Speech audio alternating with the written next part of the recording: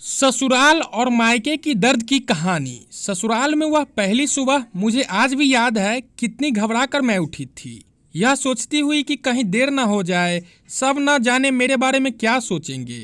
केवल एक रात ही तो नए घर में कटी थी और इतना सब कुछ बदल गया।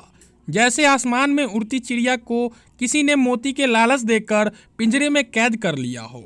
शुरू के कुछ दिन तो यूं ही गुजर गए। एक दिन हम बाहर घूमने गए।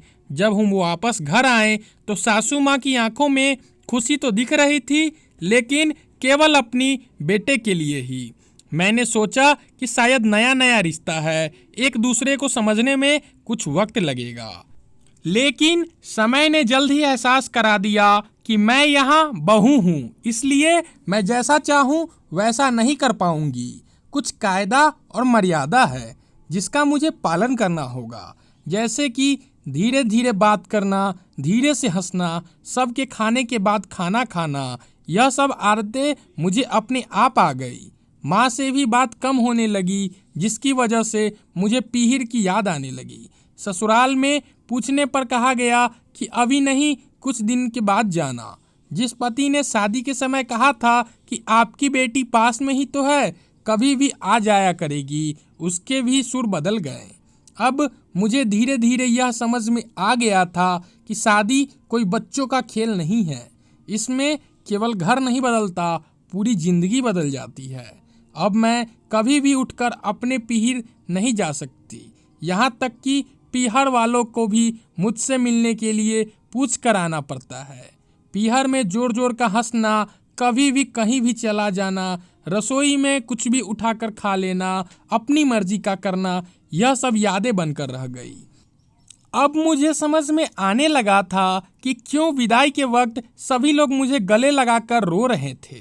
असल में मुझसे दूर होने का एहसास उन्हें हो रहा था, लेकिन एक और बात थी जो उन्हें अंदर ही अंदर परेशान कर रही थी कि अब जिस सच्चाई से तुझे इतने दिन दूर रखा गया है, वह सच्चाई मेरे सामने आने वाली थी। पापा का यह झूठ कि मैं उनकी बेटी नहीं बेटा हूँ, अब और दिन नहीं छुप पाएगा, जो कि उनके सबसे बड़ी चिंता थी कि अब उनका बेटा, जिसको कभी भी बेटी होने का एहसास नहीं कराया था, जीवन के इतने बड़े सच से सामना करने जा रही थी। वही माँ को भी चिंता सता रही थी कि उनकी बेटी अभी तक कोई एक काम भी नहीं किया करती थी, अब वह पूरे परिवार की जिम्मेदारी कैसे उठाएगी। सभी लोग मेरे इस विदाई और पराये होने का दर्द जान रहे थे, सिवाय मेरे, इसलिए वह सभी लोग रो रहे थे। आज मुझे समझ आ गया कि उनका रोना गलत नहीं था। यह हमारे समाज का नियम ही है कि एक बार बेटी डोली में विदा हो गई तो वह उस घर के लिए केवल मेहमान ही बनकर रह जाती है।